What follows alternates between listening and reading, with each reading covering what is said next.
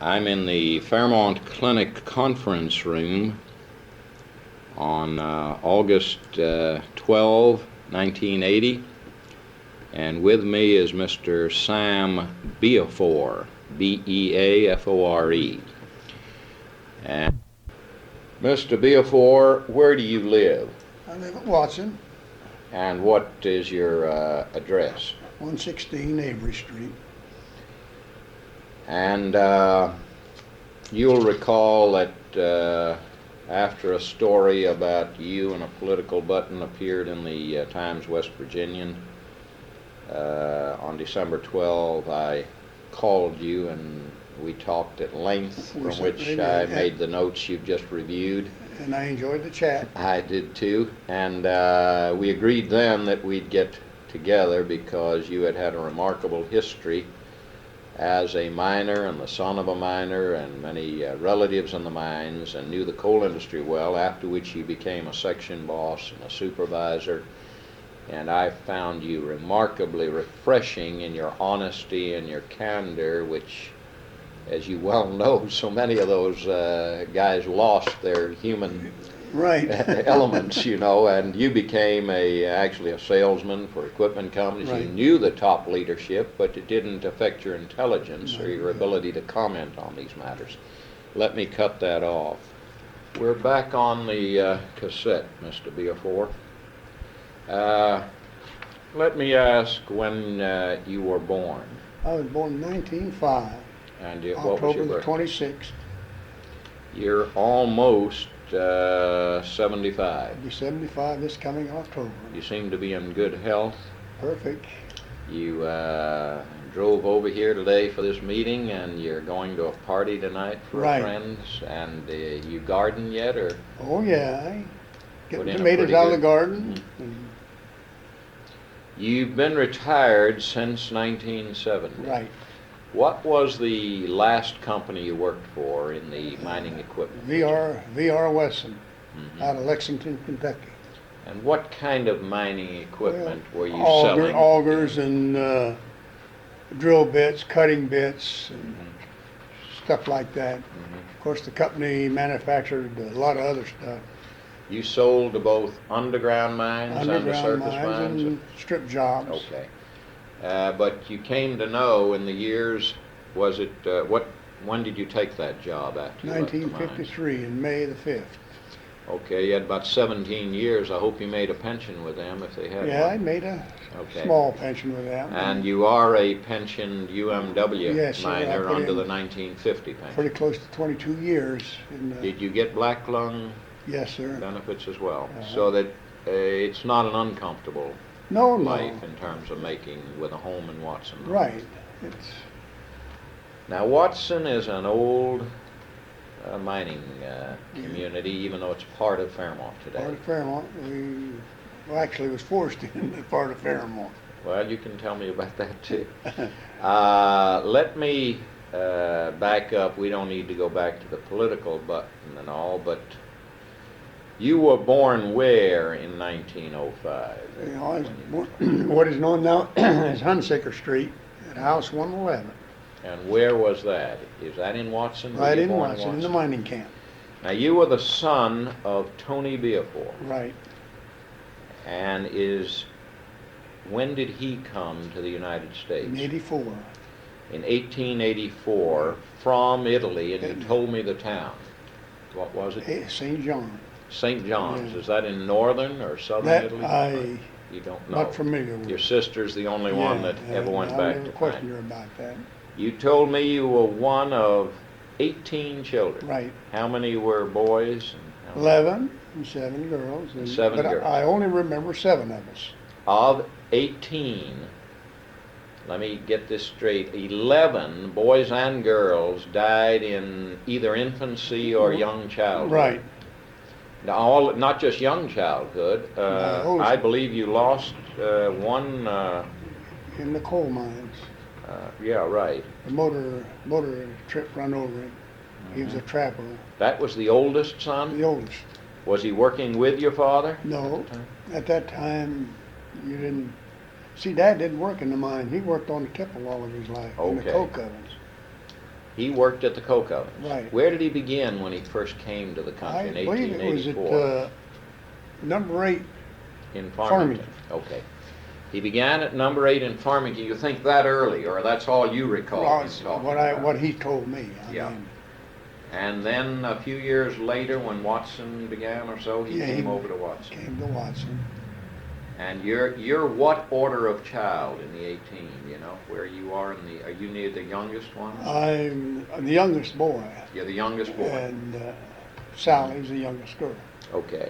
Some of these children died very young, Right. in infancy, and the oldest son, your oldest brother, died in the mines at what age? 14 years old. And he was killed by a motor. And, Was that the electric motors at that time? yeah. And it was driven, I think you told me once before, by a neighbor Tony Jarrett. in Watson. Watson. It was just one of those accidents, Right. trapper boy getting Getting in caught front of him. under a motor, and then Mhm. the guy going ahead and Right, and you of course were you were 2 months 2 old. months All old. this is something told you Right. later, right? I think you said he was killed on December 26th. 26th, It's like a yeah. legend in your life. You know day about after this. Christmas. Yeah. So the family talked about this a lot, Right. didn't they? Your father worked at the coke ovens and later at the tipple Yeah. for what was New England Coal. Is Coal that correct? Company, right. The employer at Watson in those years It was was New England. George Watson owned all the Watsons owned all the New England Coal belonged to the Watsons. Watson, right. And later was incorporated into what we know as Consol Consol. and then Mountaineer Coal. the division Mountaineer Coal of Right, Consol. yes. Okay. The old company store, where was it at Watson? It, in the years you had remember? there except where the armory is, but Okay. it's one street below that. Okay. Right on the river. Right on the river Yeah, below where the below National there, Guard where the Armory is National now. Guard is. Okay. Your father, Tony, worked then for Consol for Right. many years. And did he work till he died, or did he Well, quit he before? he retired in I believe it was 1922 during the big strike. So he never got ousted from his house and all, and No, after that 1925 stuff and all? My daddy sat on the fence. During that strike? Yeah, he company and Yeah. Yeah. you know, But you must have had older brothers that were in the mines. oh then, yeah, huh?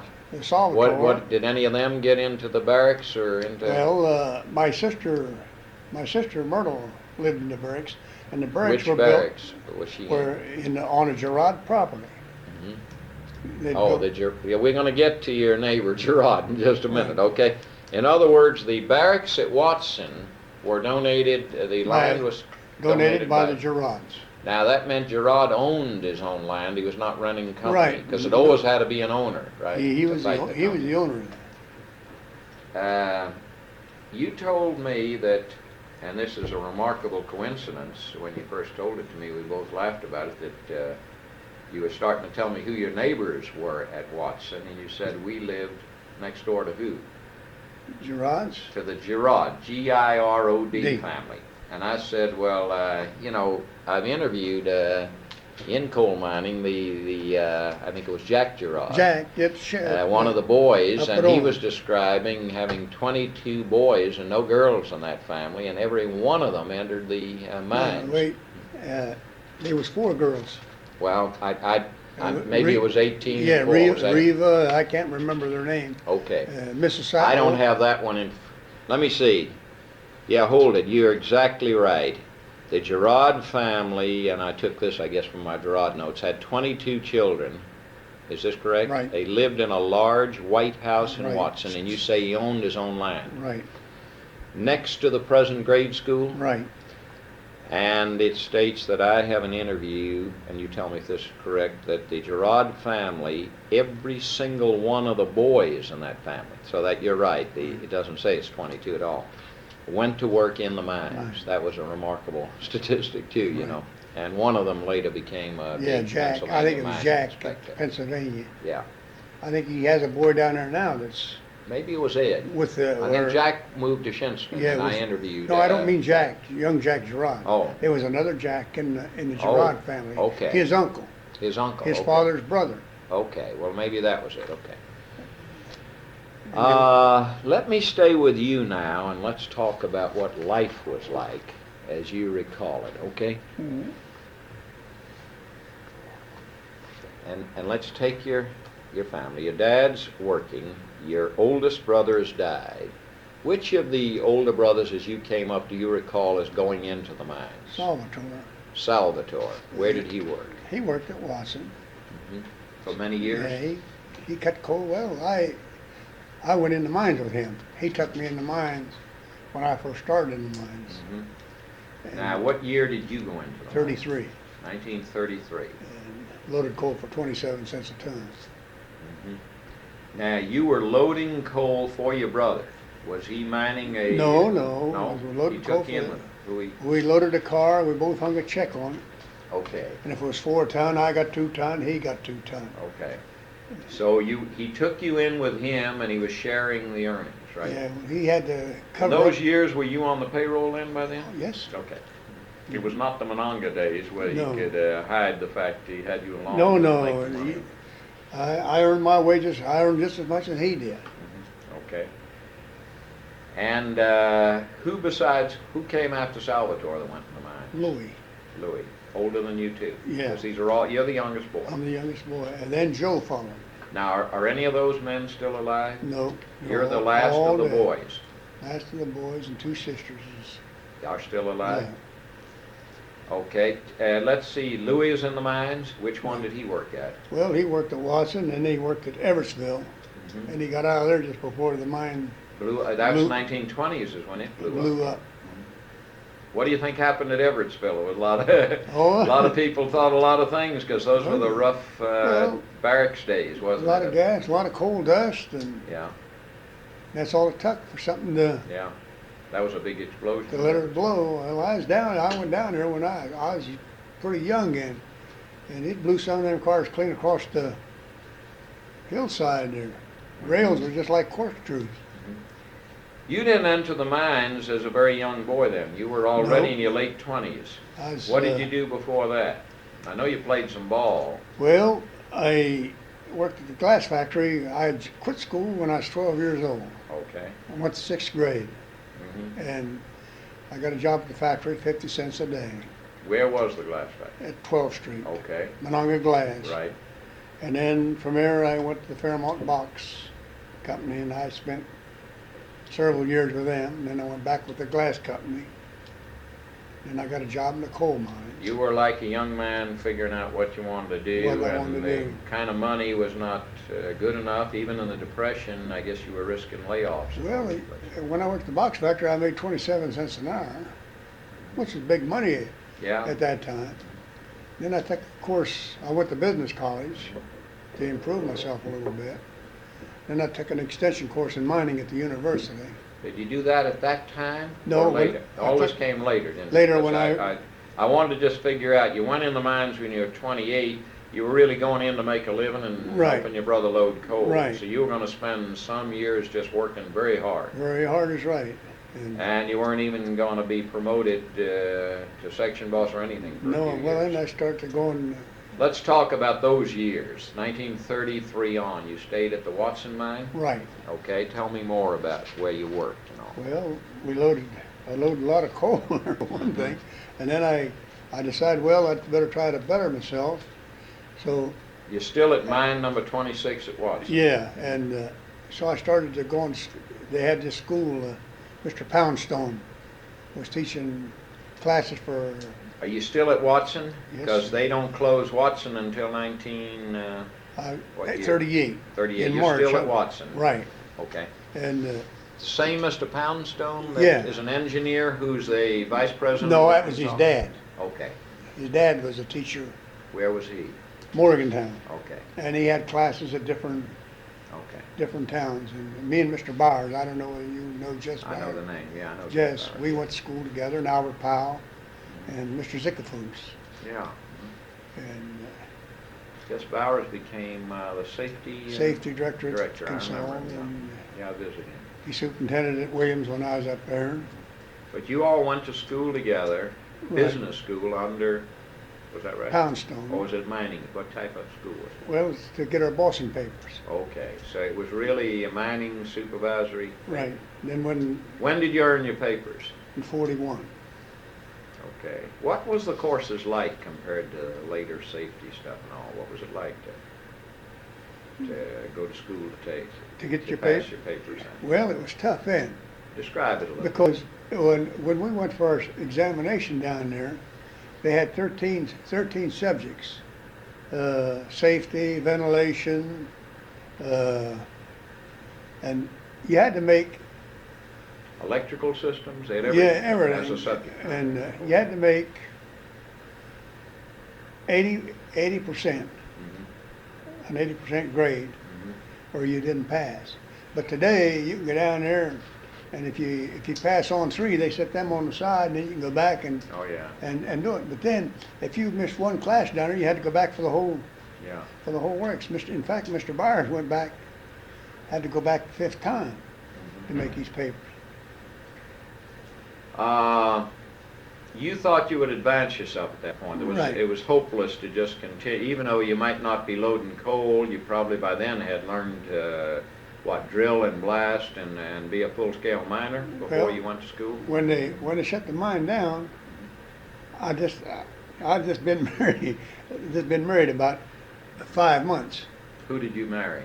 Mary Peluso, Mm-hmm. and went back to work, and they shut the mine down.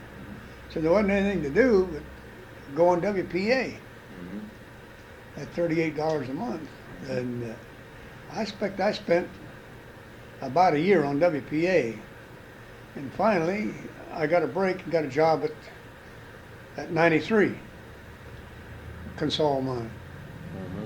Did you get a job as a boss or just No, any job? well, I hadn't had my papers yet, Yeah, okay. and I started loading coal down there with my nephew, James Penn. Mhm. And then from there, I moved up to pipe man, putting pipe. When they got the loading machines down there, you had to have water at the face, Yeah. so they put me hanging pipe. And I said, well, I'll go get my mine papers. So we got a mine papers, and when I come back, it was a little rough for me.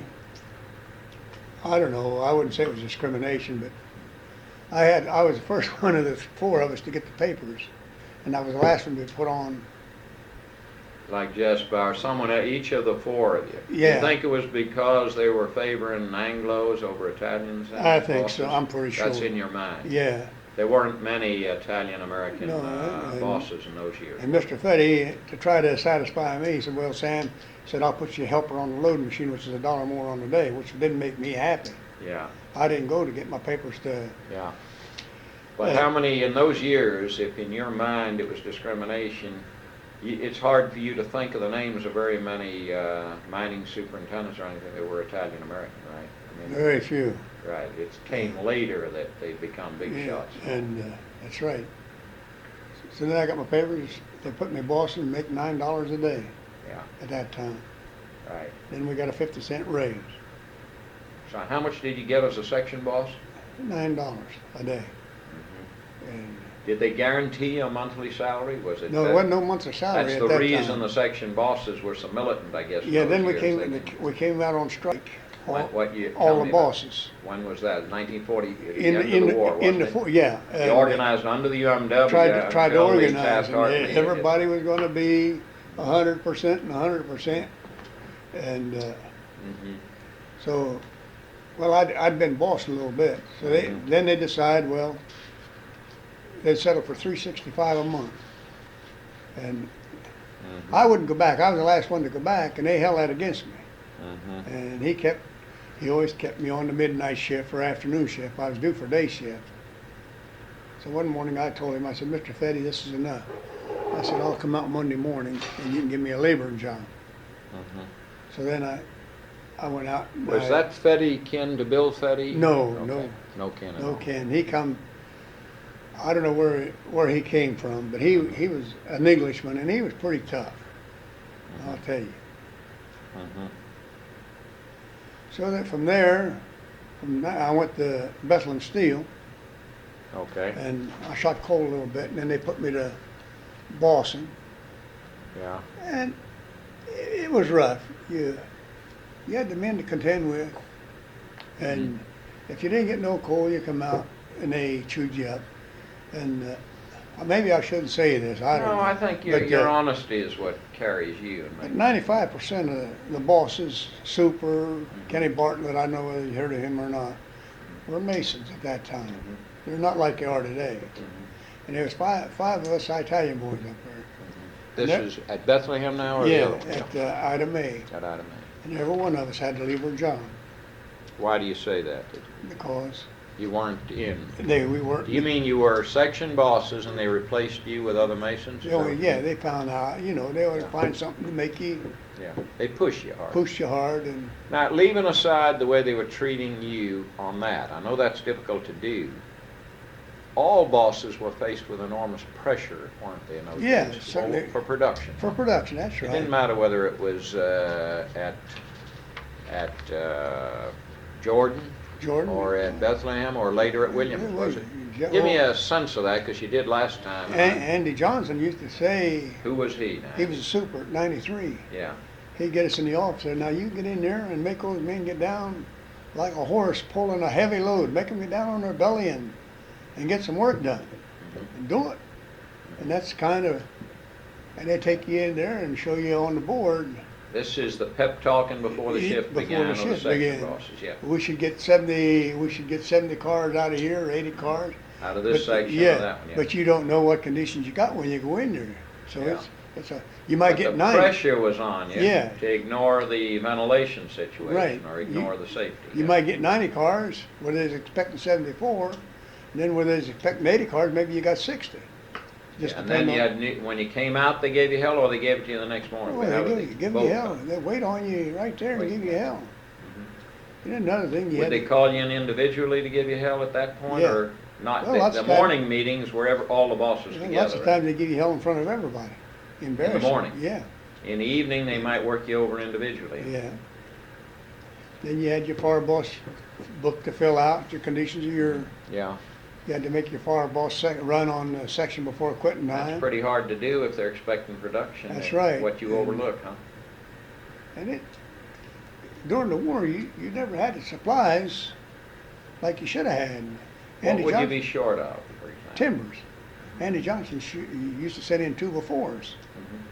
And hell, you can't. Truthfully, not just Yeah. say use 2x4s like for a joke. He No, really- no, 2x4s, and he'd tell you to double them up, one on top of the other. And Yeah. hell, you couldn't hold no top With a 2x4. with a huh? 2x4, especially on a pillar line. Well, do you mean, what was the size of the timber you were accustomed to getting before the war, and then what you got during They the war? run anywhere from 6 inches wide, 8 inches by 6 inches thick.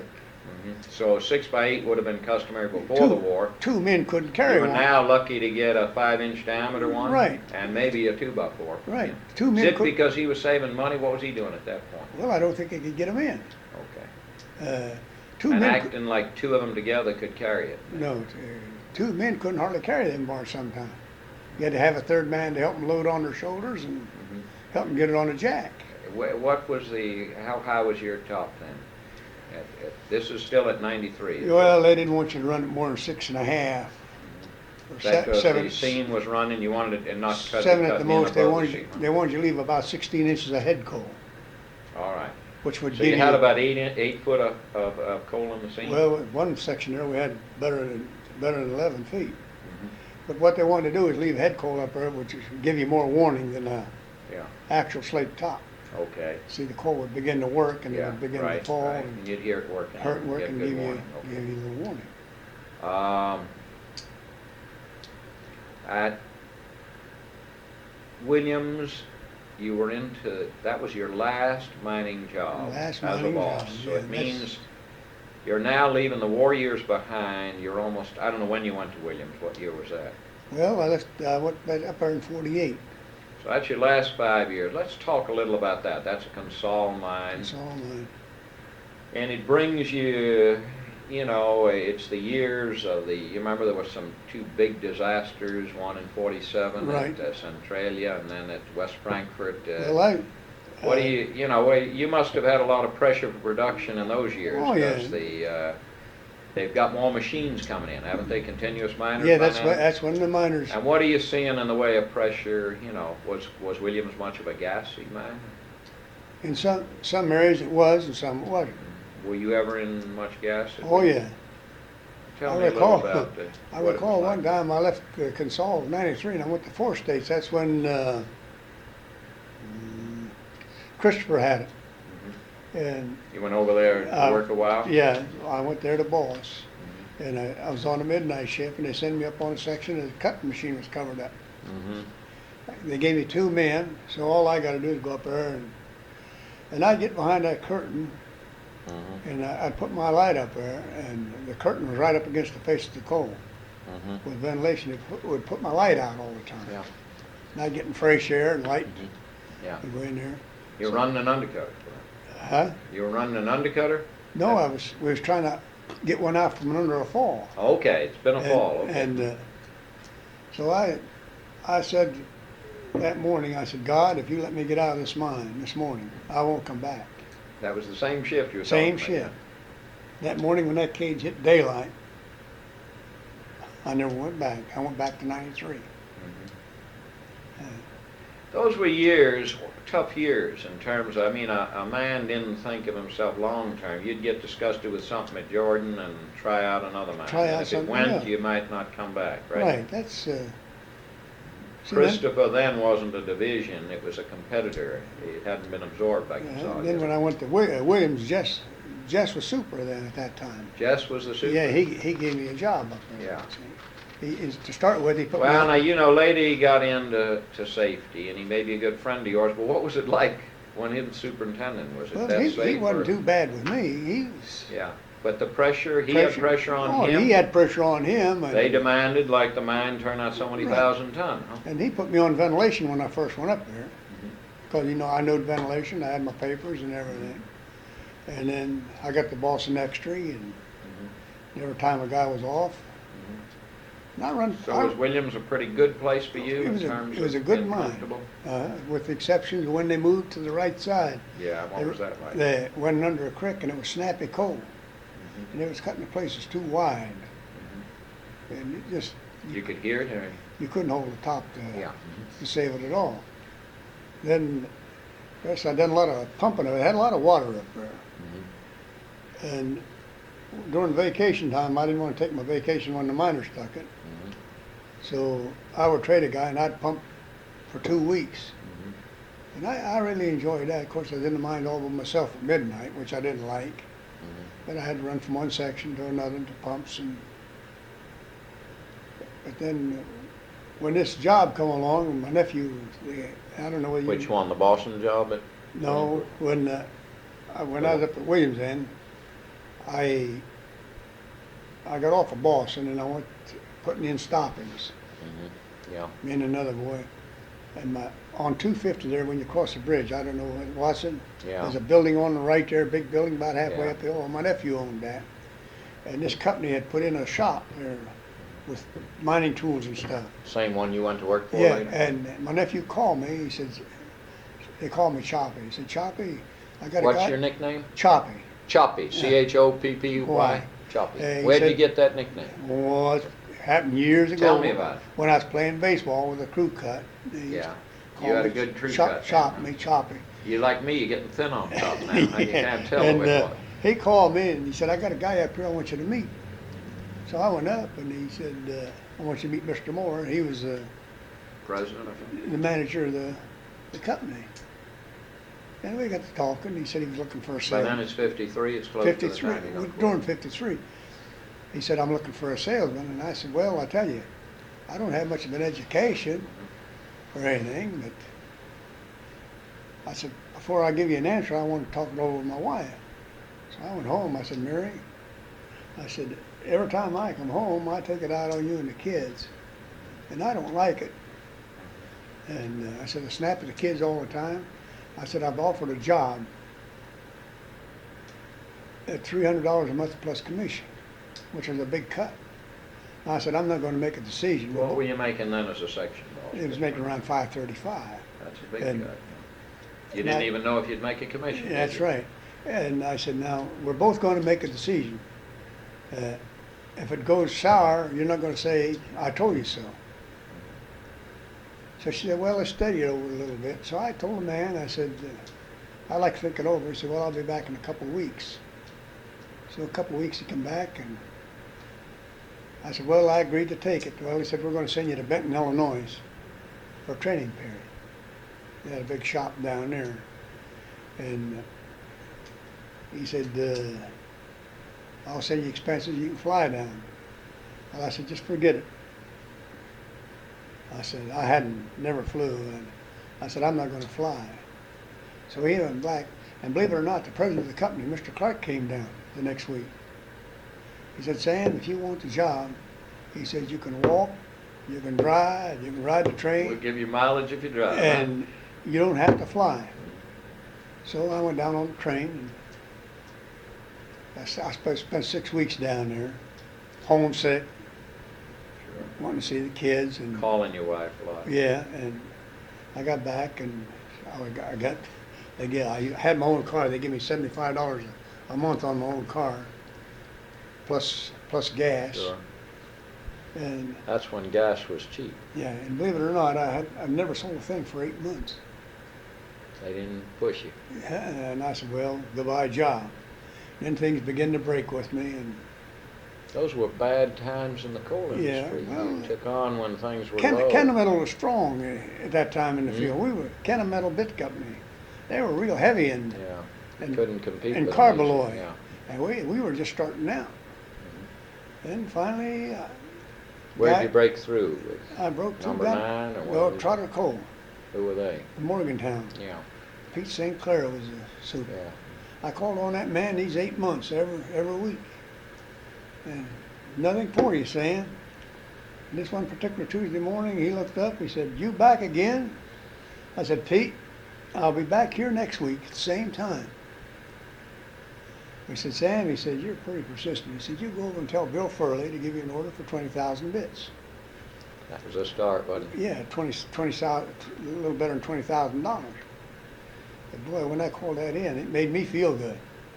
And then things began to break, and then I got in with U.S. Steel Where? at You don't mean up at Pennsylvania? Yeah, and that stuff. Pennsylvania. You crossed over to that big mine? Oh yeah, The one that just shut down recently? yeah. It Pete was- St. Clair was super down there at that time. He went from Trotter to the U.S. deal?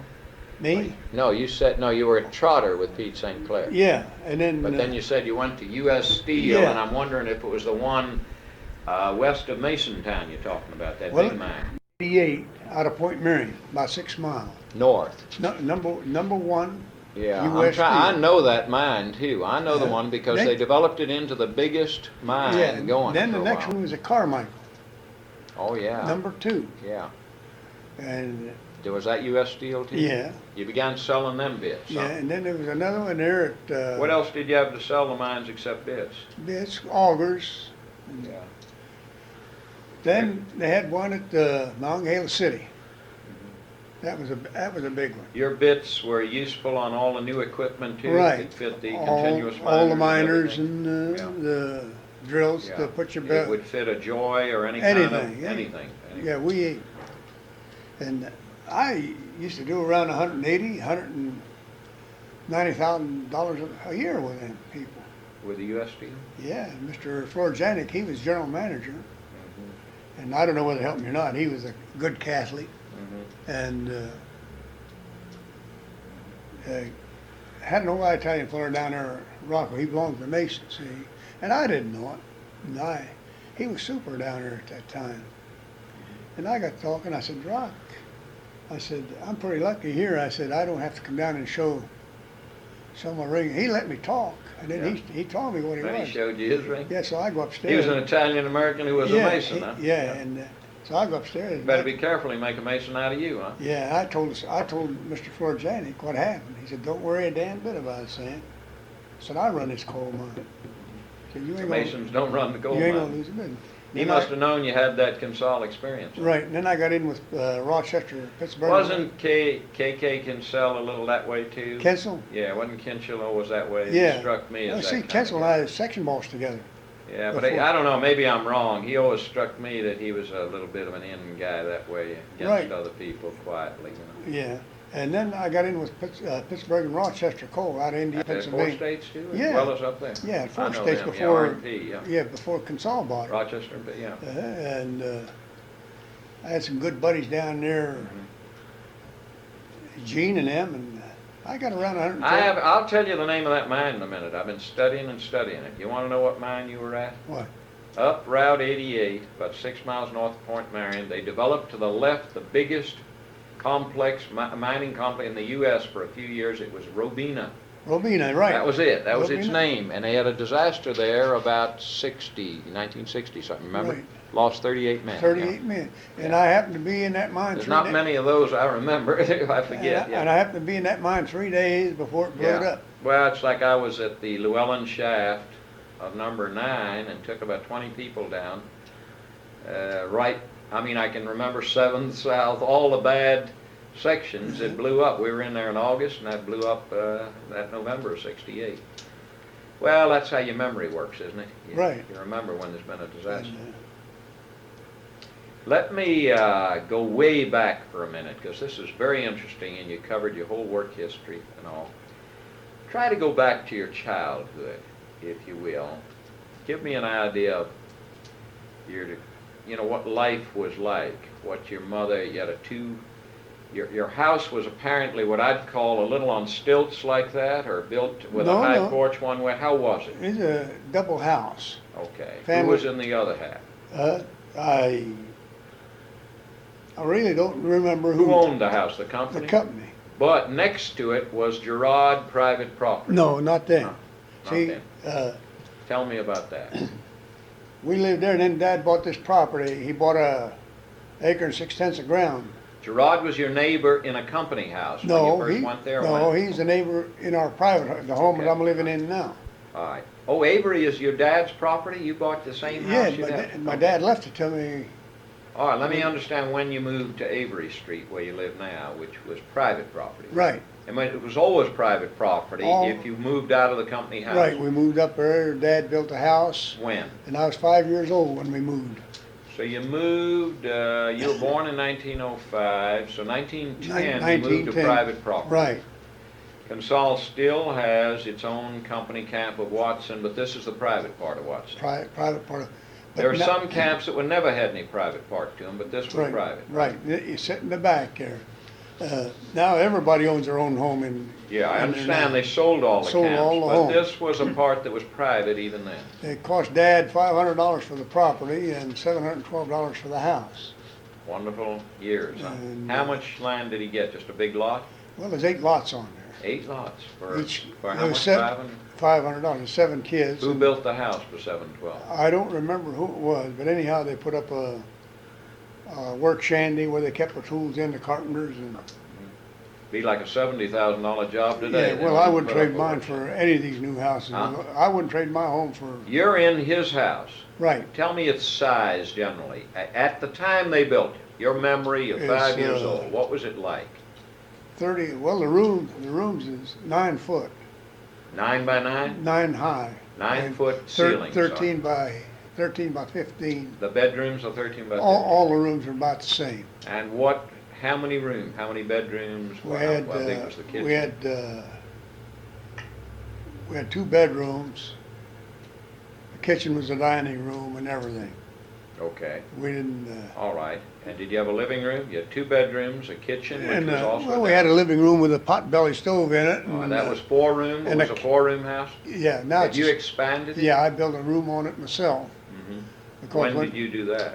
well, when my boy when Stanley got to be about 14 years old, he got too big to stay with his sister, Yeah. you know.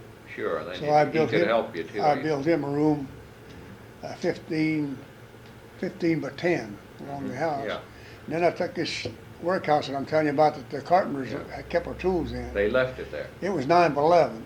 They left it there. So I slewed it around against there was a little pantry in the house, against that window there, and leveled it up and cut a doorway in that, and cut a doorway in that, and made a kitchen out of it, which we're still, Which we made your I pushed it old up. kitchen a dining room. Huh? yeah. And I made the kitchen out of this here. Yeah. And it's big enough for us. That little tool shed had sat there since they built it in 1910 until Right. you moved it. Till I moved it. But in those days, they built a tool shed that well that it sat there. Well, the reason it sat there Where was because what did it have, shingles on it? Or? no, it was just regular lumber, pine. But It what lasted. Dad had done when they left it there, he'd built a breezeway from the house over to the, Tool shed. and they used it as sort of a kitchen too when I was Oh, a yeah. kid. In fact, when I used to come home from the mines, we didn't have Bathed out there then. I Yeah, think. it was That's big what I was water. going to say. I'm guessing, yeah. big wash tub and Yeah, had a cover. He built a breezeway. How Right. many feet was it from the house in those the days? breezeway. Yeah, Well, to get to the tool shed, was it a 20-foot breezeway? or no, not that no, far? I'd say about 12, 14 feet. It's Yeah, so real it gave you a close. cover, and you could, in decent weather, Right. except the cold of the Yeah. winter, you could wash We out had a there. big old coal stove with water tanks in the Yeah. side, big high one, and Did he close the breezeway too? no, it was open. Yeah, but it kept the rain off you. Then when I took a hold of it, I built a bathroom where the breezeway was, which is my bathroom now. And I moved that. Because when you began in 1910, you had an outhouse, I think. Right, oh yeah, we had an outhouse, hog pen, cow barn, You, Bake oven. Now, your dad always kept a cow, yeah, and you kept one, no, but he kept one he until kept when? it till, He died, or? no, when the cow died, then he never bought any Okay, anymore. but did he raise hogs all the way? Oh through? yeah, till he used to raise 4 or 5 hogs all the time. Did he do that even in the company house before Oh he yeah, owned? oh yeah, we used to Would raise. you say you and most of your neighbors Everybody. had room to have a garden, garden, raise hogs? hogs, chickens. Did you have a common outhouse, like with several houses in one outhouse, or how was No, it? the double double house outhouse. had a A double house had a double outhouse, double outhouse. and they had a separate hog pen Sure, for right. each family. And bake And- oven Now, where was the bake oven? right in front of the house, in the back of the kitchen, Now, what was it constructed of? What was it like? brick, and it had these big tile there. I say there's about 12 by 12 for the bottom, and Dad used to split a lot of wood In the and bake- put it in the oven and light it, and he'd seal it off and heat them rocks Yeah. on the bottom. Then they would pull that ashes out, and she'd swab them, and then she'd make big loaves of bread. Now, Sure. what would these be? More like European loaves, large, Oh, yeah, big round round loaves? ones. How- They You're weigh- showing me with your hands about They what? weigh about 15, 18 inches 4 across? or 5 pounds. 4 or 5 pounds. Yeah. How long would those last with a big Oh, pan? well, she had a box there, she mixed her flour in. Let the dough rise, you mean? About half size of a boat. Big boards on there, and She'd make out of that yeah, 5 she'd loaves. dump maybe 2 or 3 There sacks was of flour. yeast in it. There was rising all Yeah, the she'd time. put 2 or 3 sacks in there, Yeah. and she'd knead it You're up. talking about 5-pound sacks or big sacks? 24-pound sacks. 24-pound Uh-huh. sacks, several of them in And then she'd make these big loaves and set them on the board, and we'd help her when she went to the oven. She'd put them on a rag on her head. there. To not burn it. No, so we'd set that board on there, and she'd put Oh. that bread on there, and she'd carry it out to the oven. Oh, yeah. And then she had a big She paddle. liked to carry it on her head. huh? Yeah, and she'd get a big paddle and set a loaf on there and shut. Was that typical of you and your neighbors? They all were doing about the same Oh, thing? yeah. And how much of this was an ethnic thing? Was there there always was a large Italian-American community? Oh, yeah, it was mostly more Italians. Yeah. And- The Gerards were a little bit Right. there They're- were not too many Anglo or French or No, other kind and in there. we had How probably- many Native American, like old-time American, were there around there? Oh, I'd say maybe 15 or 20% of the That was of the Native camp. American. And Yeah. then were there any blacks in Watson ever, or was that further down? We had about 4 families. that were local and considered Right. everybody knew them. They worked at the mines. The Whitesides, the Pratts, McCoys. Are they all gone? All those No, black Mr. families were Robson's still there. He's 80-some years old. 87. 80, yeah. Has he got a good mind yet? Yes, he has. He's a Has he got a good preacher. recollection? Yes, sir. Where did he come from originally? I From the couldn't. south to I Watson? couldn't tell you. He worked at 93 when I worked at 93. Let me, what is his name? You mind just reviewing him for me again? I can tell. I He's the don't. kind of man that has a good storytelling ability. or Oh yeah, remembering things. he could fill you Tell in. me what Robinson he is. I can't tell you his last name, but he lives on, Robinson something, okay. yeah. And, You could tell me if I called you by phone, someone would know that you could ask? we always call him Preacher Robinson. I could find out. You don't think that's his last name? No, Robson's his last name. All right, but you don't know what Robinson he is? No. So he'd be in the book as a Robinson on what street? I don't He's know. not on Avery where North, you are. I think it's North North. Street. North Street in Watson. And you said of the black families, there were Whitesides? Whitesides, Yeah, the Pratts, Pratts, McCoys. yeah, McCoys, and Robinsons, and Yeah, that's it? the Williams. Williams, Yeah, yeah. Mojo. I don't know whether you know him or not in town. Mojo, Yeah, what, a Williams or what? Mojo Williams. What does he do now? Well, he's retired. He's been retired for years. He carries mail for the post office and back. I don't know. He works for. How old is he now? Oh, he's way up in there. Preacher Robinson's about 87, you think? Hey, he's up in there, way up in there. He's way older than I am. Okay. But a good mind. Good mind, perfect. These are the black families, okay. Or I can ask Rose Cousins or someone here that knows the black community. They may know which Robinson he is, you know. I can find out the next time I talk to you. Yeah, I just was thinking separately, he might remember where they came from, or if they came in during a strike, or if they were old Fairmont families, you know what. Well, they've come in from years ago, and they were nice. They were nice people. But Watson was always if you had to say it, was always more than half Italian American. Was that Oh fair yeah, to and then say? we had one road there they called the Greek Road. There was a Greek road. Okay. That's where the colored live now, Mhm. and they come from the old country, and they'd march down the street with their trunks on their back, and You remember that yourself? oh yeah, and most of them were bachelors. They weren't married. They came right off the railroad, right from the railroad station, and marched up right to out Watson? there through the camp. And, Is that right? You can remember that, oh carrying yeah, trunks? I remember that. You didn't ever see any people they used to say they came in with like labels on them, No. shipped to Watson. You've heard of that. Oh yeah, But they were mostly bachelors. right. And they'd be what, 8 or 10 of them marching in? Oh yeah, maybe sometimes 20, and they'd rent them a house, and maybe be 10 or 15 live in one house. Usually from the railroad, they came by railroad and Came got from off the down railroad. at the B&O station and then marched up and to then Watson. marched up there. So the company really imported them, say around I World think War so. One, and you remember it as a child, don't you? Yeah, just like they imported the colored people to Yeah. come down here. Yeah. Are there any Greeks left? Not there, no, not anymore. Nobody left like the colored No, that would just, remember their own people. We have the Robinson. I think Robinson's the only colored family we have out there now. Okay. Gerard was an odd thing. Any of the Native American families that still are, that you remember from very long ago? No, sir. You could ask me, and there's very few families that I could Point the finger. point the finger at and say that's so and so. But the Italian American group was cohesive. It like hung together where you can remember better the whole always thing. hung right? together. That's Yeah. Well, that was its strength. I mean, they could associate together. If they were Right. discriminated against, they could sympathize with each other. The Italian people were like the colored people have Yeah. been.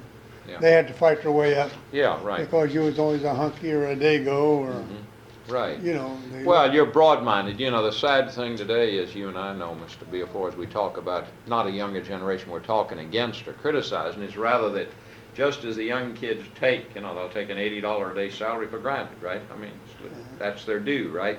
right. They don't have any idea what it used to be or anything. That's the way too many of the ethnic groups are. They sort of immediately look down on the next one, you follow me? They have no idea of history, that every group in turn, the Irish got here first. They couldn't get the dirty Irish, and they were the Pope's men and all. They Right. forget all that because they became the cops and the Well, judges, and all that. And they, in turn, each of them forgot, and Then we had an English family out there. They looked down on the Italians like, yeah. Who was that English family? Jarrett's. And Barrett's, yeah. every one of them There's kids. still some of those. Yeah, Jarretts every out one of here in those Monongahela kids. County. Every one of those kids married a foreigner.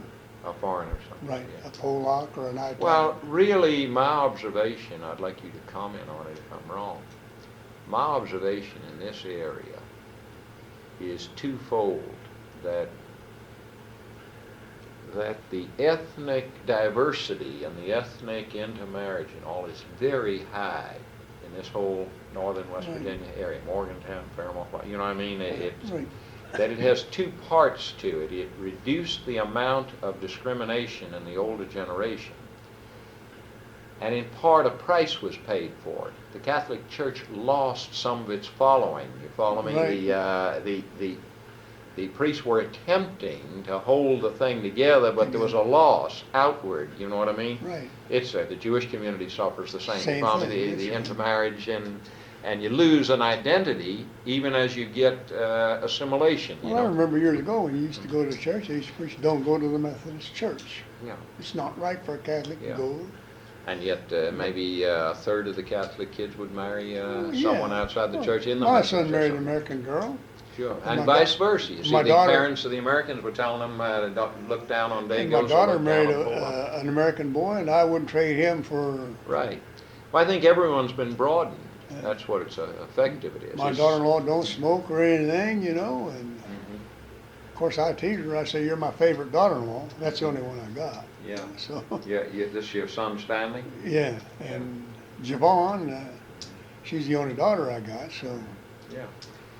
Well, I think it's had a broadening influence, don't you, on That's the right. country as a whole. I mean, it'd be very hard in our country to get a Ku Klux Klan movement going. I mean, the idiots oh yeah. do those things. It'd Right. be very hard to get a Holocaust like to suddenly to turn on Jews or Italian. You know, I mean, it'd be stupid. Well, you know? it's like it's happening now with the Ku Klux. You know, Yeah. they're claiming they're working with the police force, and the police force denies it. And Yeah. Well, you know, it's sort of sad. In the Deep South, this kind of racial prejudice is crazy. You It's know crazy, what I mean? right. But if you bring it up, first they'll get the colored people, then pretty soon they'll turn on the foreigner. You know, they'll turn on everybody. you know, I found out one thing: there's just as many nice colored people as there are white people. There's some bad white people, Yeah, and there's some bad colored people. that's right.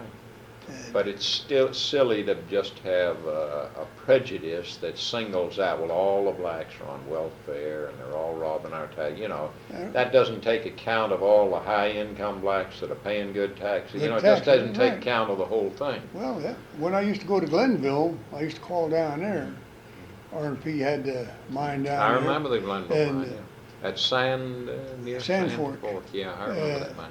You get down there on the day that they give commodities away, and then white people with big Cadillacs back up there and load up and Yet, get their on TV, they'd been making fun of blacks in Cadillacs Yeah, doing it. They and wouldn't they- mention the whites that did it. You know? and trucks and big Yeah. vans, and they There just weren't load- any blacks in Glenville. Oh, no. It was all whites taking the commodities, you know. I was ashamed myself. When I got on WPA, I had to take, you had to take dried prunes and dried know. milk. If you didn't take it, you couldn't get a job because Yeah. you didn't need a job if you didn't take the food. Yeah, it was connected, right. And I was so embarrassed, I tucked down over the hill there and walked up the railroad track with mine. Yeah.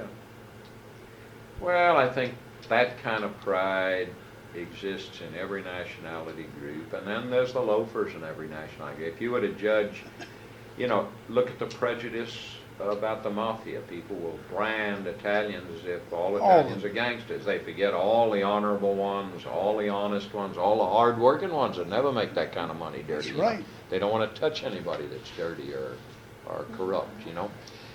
But this kind of prejudice exists. You can walk into some Episcopal church and they'll all be sitting there talking about Italian mafia. You know, they're all, Right. you see, I mean, I think every group can be put down If you want to if put you them. want to put them down. If you're broad-minded, you know better, you know. Well, today I know our church gets together with the Methodist church, and That's right. they Well, try. I find the preachers are very enlightened in all the They churches try to now. bring things, That's right. to people together. Yeah, and I think this is true the nation over. We're becoming one nation. We don't think this way. Of course, they make fun of the Catholic. A lot of people makes the what we go through, Yeah. but that's the way it comes out, and that's the way it's got to Oh, be. yeah. There's nothing. But what I was doing was taking you back to those days, and then I got off onto the different groups and the Preacher Robinson and those groups. Let me go back Hey, we were talking about the Gerards. We were talking about that kind of bread when I took you off. And let's talk about a typical meal when you're like 5 years old. You're still in a company house, okay? Well, What's going on? How many people are at the table? What's the table made of? You know, did your dad build the table? Did you buy no, it? we had a table and we had 4 chairs with straw seats in them. Yeah, the laced ones? Yeah, and then we had about 4 powder boxes. Cane sort of seats. We had about 4 powder boxes. Okay. Where dynamite Because come the in. company let you bring the wooden powder Yeah, boxes and we home, used yeah. them for seats. And Mom And how used, many of you came up to the table? About 8 of you? well, sometimes 7, 8. And Mom would cook a green with a potato, make sort of a soup like.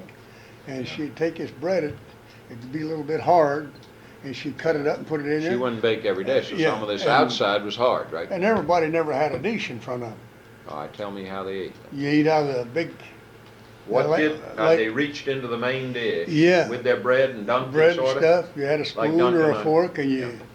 you got what you want So out. she had a main dish in the middle, Right. and maybe just the father had a dish, and she Dish, had a and- dish, the that's others right. just reached into the And, common dish.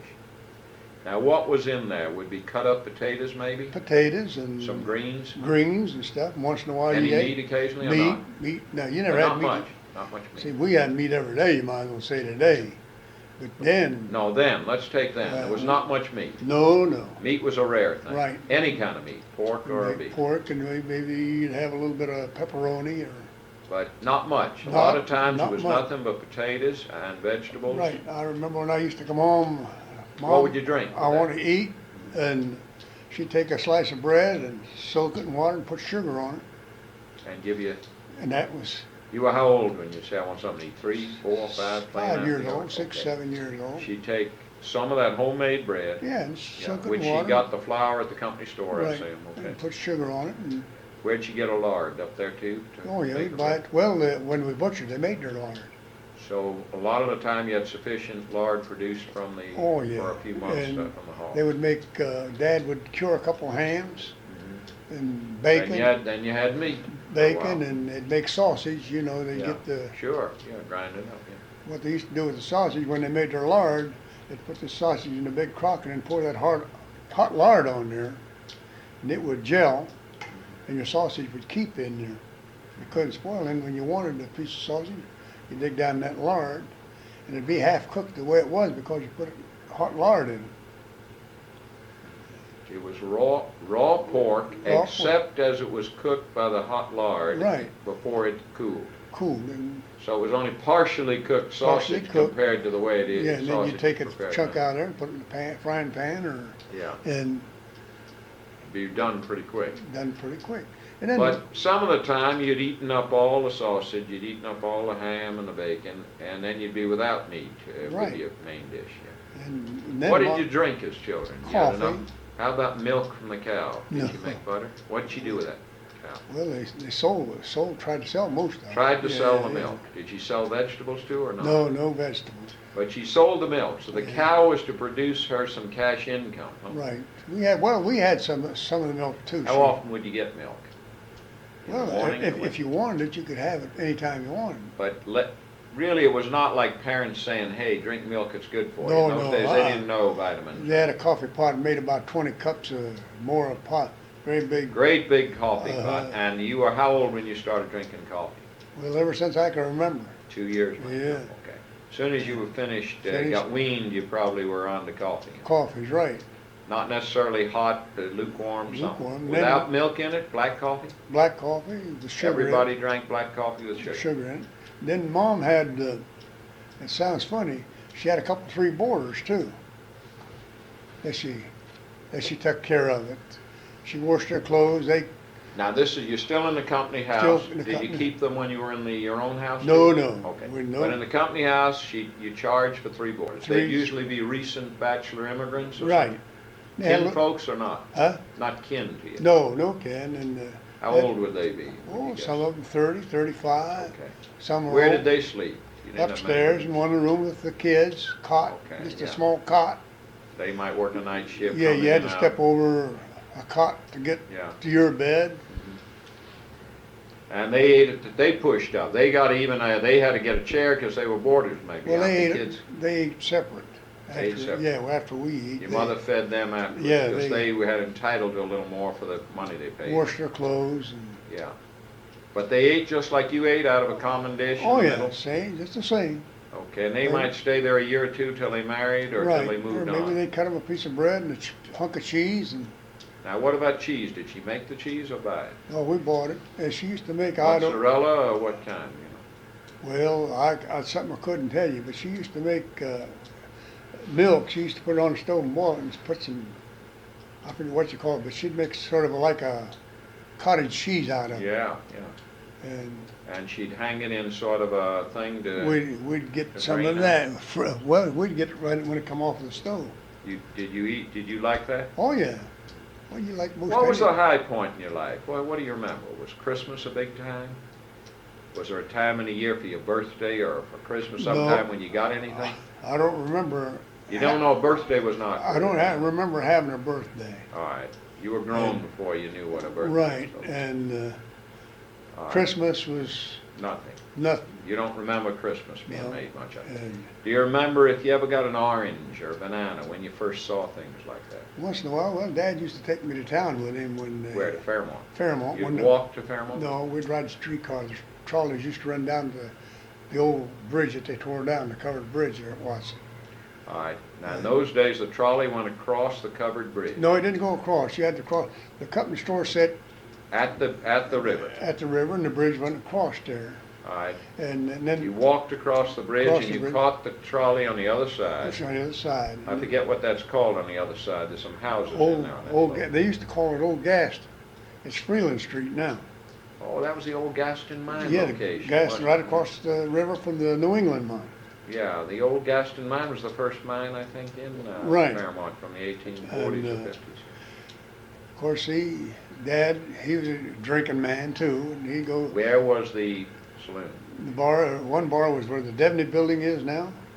All right, he took you with him to the. Oh, You yeah. remember going with him? Uh, All right, you crossed on foot past the company store over the covered bridge. Right, You okay. caught the streetcar. What'd you pay to get on it?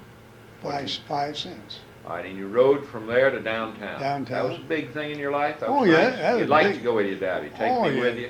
He'd take me in the saloon, and those people, them guys were drinking there, they'd play a slot machine, and his chewing gum would come out of the, They'd give it to you. and they'd give it to me, and I'd come home with maybe 20, 30 packs. Okay, the other kids I was envied you. living, and Dad buy me a bottle of sassafras at the bar. 2 cents or something? Yeah, and then he'd buy me half a gallon of whiskey, put it in a basket. Was those the days of a free dinner at the bar that he could Yeah, get food, you go over and Go help over and help to food? yourself. So one of the bars was in where the Devaney And building. then they had another one up there where the bus station is, Mm-hmm. only across on the corner there. They tore that down. It used to be the old McAlpin restaurant was in there, in the hotel. And they had a bar in there. Yeah. Okay. And it had that big old You chair. ever see any big brawls or fights? No, but I used to see those guys. They had them big chairs with a straw seat in them, leaned against the building there on the sidewalk out of Yeah. the saloon. Yeah. Just people that hung out outside the saloon. Huh? And Any gambling?